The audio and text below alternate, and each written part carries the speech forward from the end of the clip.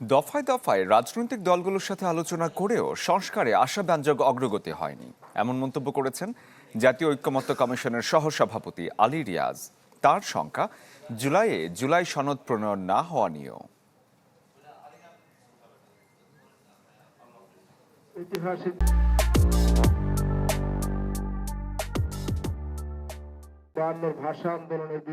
Foreign service একাডেমিতে রাজনৈতিক দলগুলোর সাথে জাতীয় ঐক্যমত্য কমিশনের দ্বিতীয় দফার সপ্তম দিনের আলোচনা। 53 বছরের বিভিন্ন গণতন্ত্র আলোচনার বিষয় ছিল গেল কয়েকদিন ঐক্যমত্যে আসতে না পারা সাংবিধানিক ও সংবিধিবদ্ধ প্রতিষ্ঠানের নিয়োগ কমিটি আর সংসদে উচ্চকক্ষ গঠনের প্রস্তাব।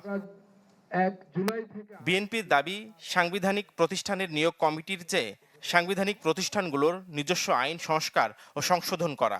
আমাদের মতামত আগে যেভাবে ছিল এখনো আছে। আমরা চাই সমস্ত সংস্থাগুলোর স্ব আইন যেগুলো আছে তার মধ্যে আমরা সংশোধনী আনি এবং সেই আইনগুলোতে সংস্কার করে আরও স্বচ্ছতা, জবাবদিহিতা আমরা নিশ্চয়তা বিধান করি। আর উচ্চকক্ষ গঠনে বিএনপি চায় নিম্নকক্ষের সংখ্যানুপাতিক, কিন্তু অন্য দলগুলোর দাবি ভোটের সংখ্যানুপাতিক উচ্চকক্ষ। তাই ঐক্যে আসছে না রাজনৈতিক দলগুলো। আমরা এখানে উচ্চকক্ষ নিম্নকক্ষ অপ্রয়োজনীয় মনে করছি। বাংলাদেশের বাস্তবতায় সুষ্ঠু, অবাধ, গ্রহণযোগ্য একটা পার্লামেন্ট দরকার। এদিকে রাজনৈতিক দলগুলোর সাথে আলোচনার অগ্রগতি আশাব্যঞ্জক নয় বলে উল্লেখ করে আলী রিয়াজ বলেন, জুলাই মাসের মধ্যে অবশ্যই এই প্রক্রিয়ার একটা পরিণতির দিকে যেতে হবে। অন্য কোনো কমিশনের নিয়োগের তত্ত্বাবধায়ক সরকারের কোনো অধিকার থাকবে না।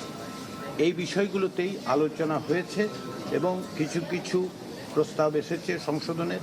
যেমন ধরুন, সুপারিশ যেটা করা হবে সেটা দুজনের নাম যাবে না, একজনের।